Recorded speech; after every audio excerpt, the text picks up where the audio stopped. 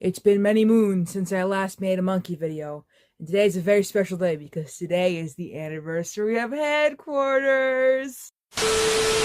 Now, previously on this channel, I did do a history of Monkeys album thing, but the last one was Pisces, Aquarius, Capricorn, Jones, LTD. Try to say that 5 times fast. And we're going a bit backwards though, because this is the third album they made, but this album's very special. You know, there's some lore behind this album. Because this was the first album for the Monkeys where they actually had creative control over their music. The previous two albums, nah, they had no control. And it was all because of Don Kirshner. Fuck you, Don Kirshner. Headquarters, like I said, is of course the third album from the, Monkeys, released in 1967 by Cullen Gems Records, and was released today in 1967, hence the anniversary. Although it was recorded in February and April of 1967, but, it was really easy to make this album. Headquarters was issued after the first season of the show that had concluded, and it was, like I said before, the first album where the band had made most of the songs, had contributed with music. I mean, if you look in the back, it's gonna credit all the good stuff. They also had Chip Douglas help produce the album, and Chip Douglas is from, if you can see in the drawing right over here, yeah, I'm pointing at the right one, holy shit, that's the Turtles, and that's where Chip Douglas is from.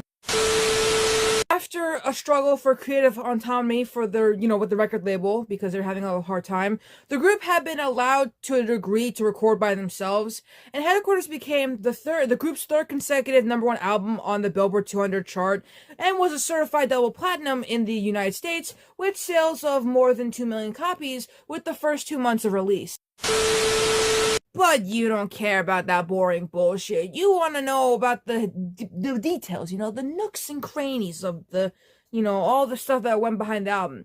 So, while the original concept for their third album was to follow the same format and production of the first two albums, which was the first Monkeys album and More of the Monkeys, after the release of More of the Monkeys, the group, particularly Mike and Peter, was becoming increasingly frustrated by the limited creative input that they were allowed by Don Kirshner. I'm pointing the middle finger at Don Kirshner. He dead now. He dead, but man, fuck him.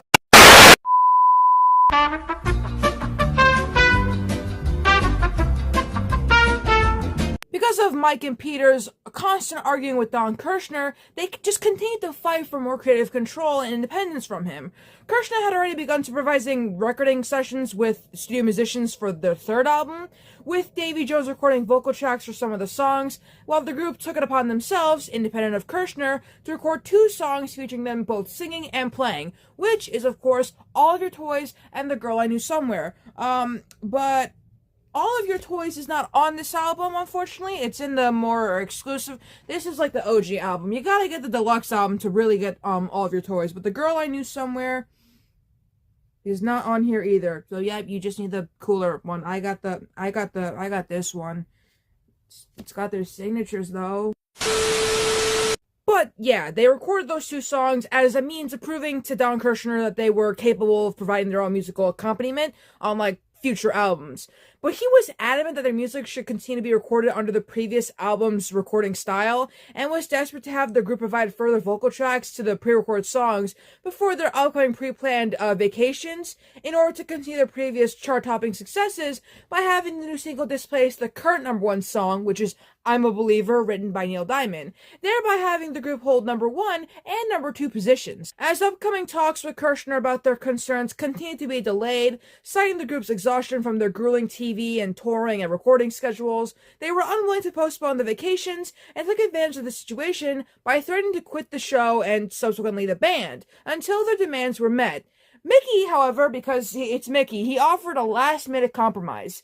The group would agree to sing on Kirshner's tracks in exchange for allowing one of their previously recorded group performance tracks to serve as a B-side. And while it seemed that Don would agree, tensions came to a head when he released the third single in Canada with the Jones tracks on both sides, which is A Little Bit of Me, A Little Bit of You, and an early version of She Hangs Out, without the approval of record executives, the show's producers, or the group, and completely just ignoring their request. This is why they fired Don Kirshner, because they told him to do something and he did not agree with their terms. So this gave the group, finally they had full control of their next album. And the singles was withdrawn from Canada, which I'm sorry to the Canadians back then, And it was also pulled from schedule release in the US since A Little Bit of Me, A Little Bit of You was already announced as the next single. It was retained as the A-side and The Girl I Knew Somewhere as the B-side. A publishing error prevented All of Your Toys from being used, and it also replaced She Hangs Out, which was the remaining Kirshner supervised tracks that had already been finished, which were discarded. So the group finally had control and they could finally do whatever they want. They were free from the restrictions previously imposed by Kirshner. Before I fully get into the releases and album cover, I would like to play a clip from the Monkees biopic, which actually this was the only thing they got right.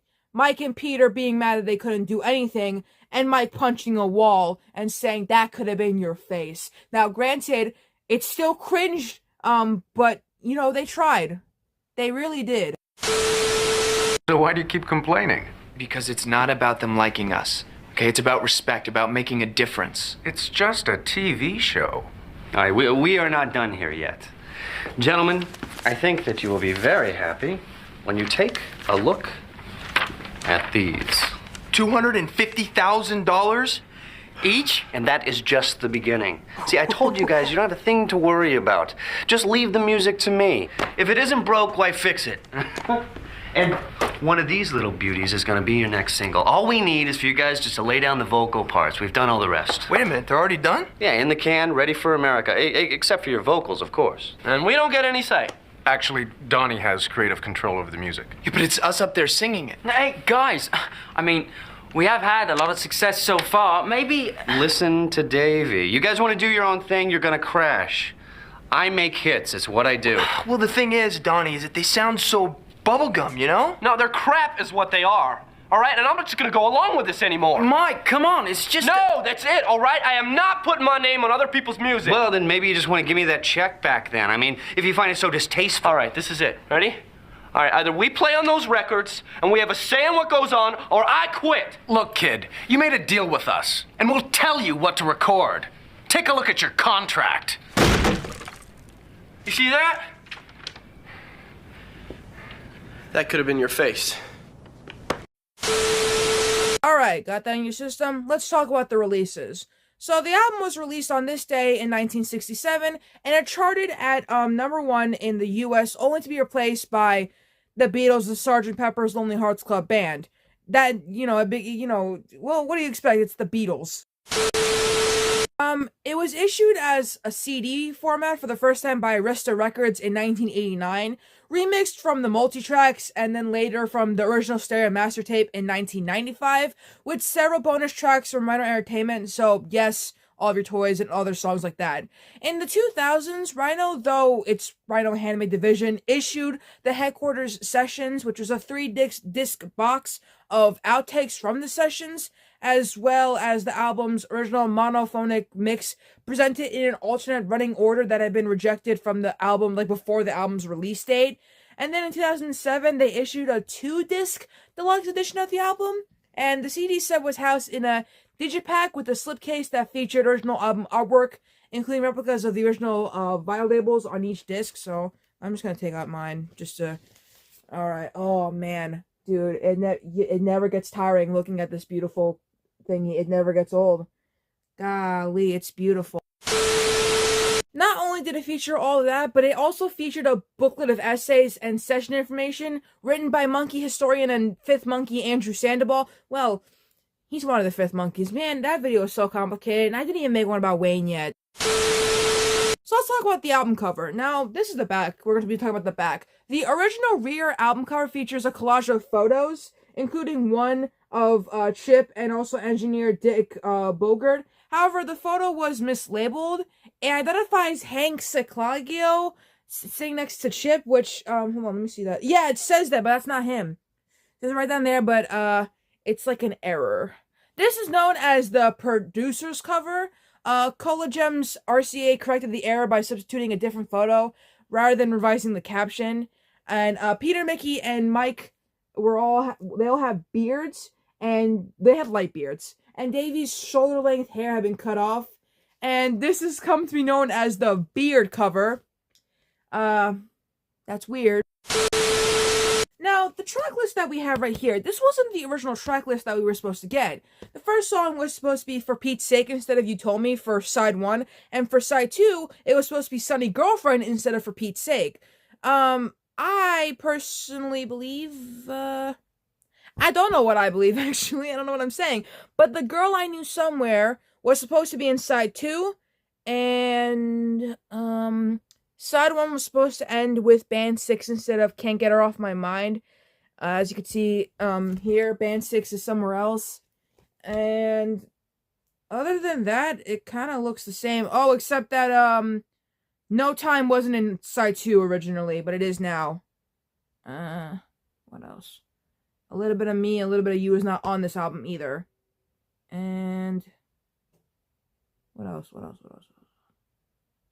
You May Just Be Not still there. I think it's almost it.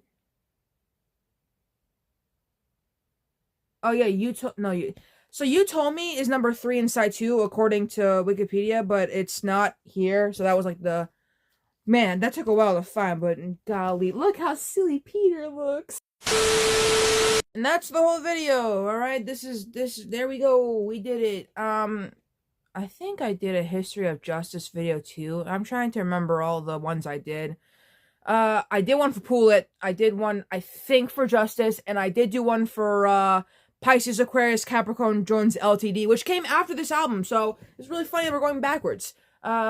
Hopefully the next, I don't think I'll be able to do another anniversary thing, because I don't own, I mean, I might, I don't own Justice yet, and I still did a video for it, okay, I will end the video off by showing you guys a sneak peek of my next video that I was supposed to be making. I'm so sorry it's taking forever to come out.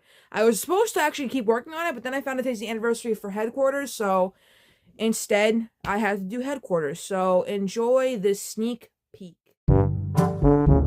Oh boy, I can't wait to play some Mario Kart.